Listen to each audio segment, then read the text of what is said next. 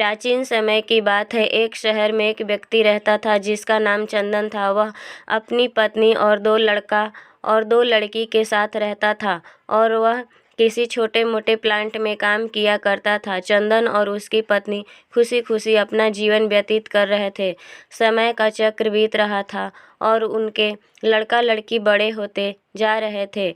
जब उसकी बड़ी बेटी कक्षा 5 में पढ़ रही थी, तभी एक दिन स्कूल की छुट्टी के समय जब वह लड़की सीढ़ियों से नीचे उतर रही थी, तब पीछे से किसी लड़की से धक्का लगाने पर वह सीढ़ी से नीचे गिर गई, जिसके कारण उसके पैर में चोट आ गई। जब लड़की घर पर लंगड़ाती हुई आई तो उसके पिता ने पूछा, क्या हुआ? तभी लड़की ने उन्हें पूरी बात बताई। पिता ने सोचा कि छोटी मोटी चोट है और यह सोचकर उसने अपनी बेटी से कहा कि इसे गर्म पानी से सेक लो, ठीक हो जाएगी।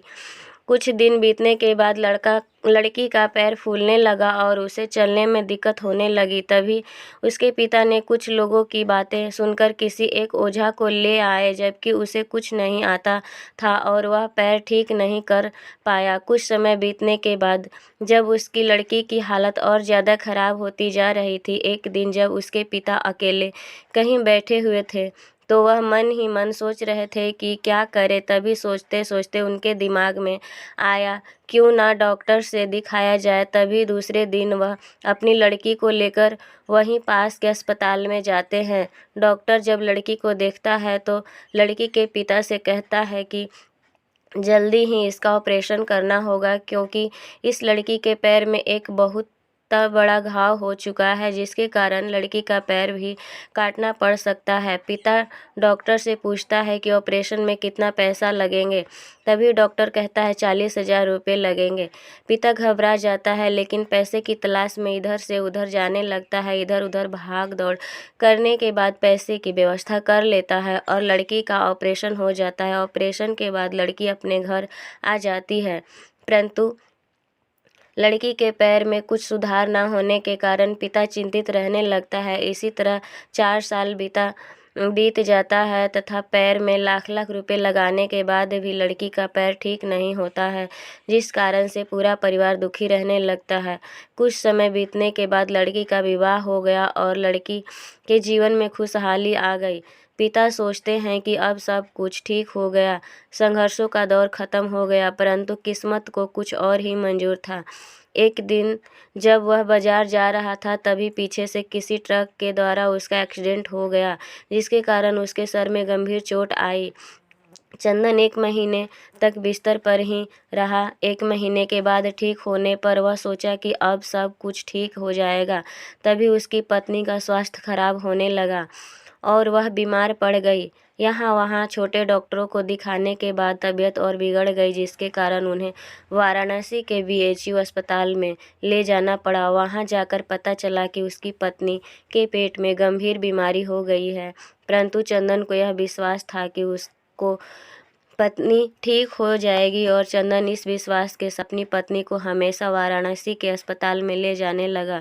कुछ समय बीतने के बाद पत्नी के तबीयत में सुधार आने लगी। चंदन सोचा कि अब सब कुछ ठीक हो जाएगा।